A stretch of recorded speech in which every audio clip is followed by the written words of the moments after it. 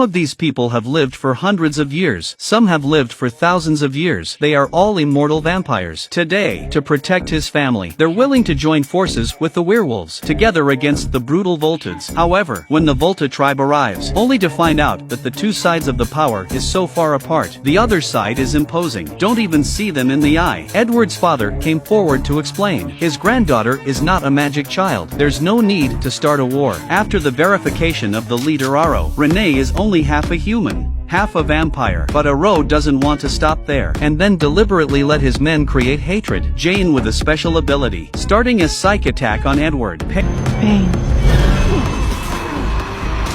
Bella rushed forward to release the shields to interrupt Jane's powers. Jane tries other people again, and they didn't respond. Aro had to make excuses again, even if Renee isn't a magic child. But the emergence of mixed-race children is unprecedented. Who can guarantee that when she grows up to reveal the vampire's secret? Then Alice came forward. She can show Aro what she sees in the future, prove that Renee is harmless. But as Aro reads her memory, Alice also foresees Aro's future. She realized, whatever you show to Aro, it doesn't change his mind about starting a war. Alice immediately hinted to Bella, let Jacob take Renee. Then she turned around, take the lead in fight. Then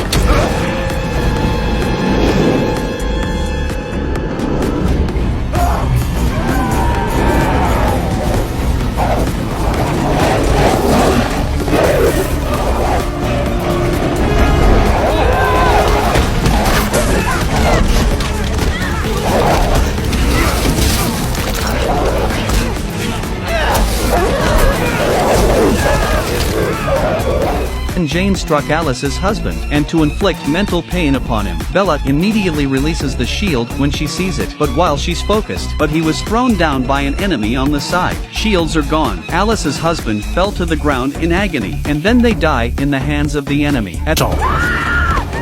This time, a werewolf was also targeted by Jane. It instantly loses its combat effectiveness. Next thing you know, the enemy breaks his neck. Saw my side take a heavy loss from Volta beating. The elementalist is able to roar. It broke the ground. Edward's side seized the moment, pushed the enemy down the abyss. The battle was turned around. Edward is directly killed an enemy general. At this time Jane was also targeted by Alice. She launched a mental attack on Alice, but Bella had not thought to have released the shield. She was about to turn and run, but Alice flew in front of her.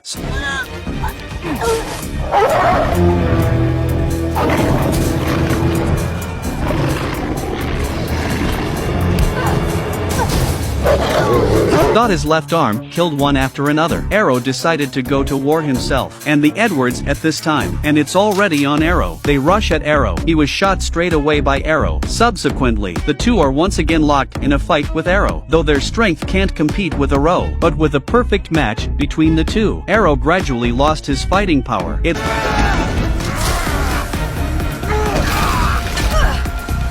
It looks like Aro is going to die, but when the picture turns around, it all came back to reality. Turns out these are what Aro sees as the future. Alice showed him the end of the war. If he keeps on going, then all that awaits him is death. That's when the other two appeared. They're witnesses for Alice. This man is also a half-human, half-vampire. He hasn't aged since coming of age. He didn't harm humans, or the existence of a vampire. Lived with them for 150 years. Look at that fact, plus the one self you see. Aro finally gave up the idea. The Volta family finally retreated. A crisis is defused. Finally, vampire friends from all over the world to say goodbye to the Edward family. All of them have returned to their lives. Alice saw it coming.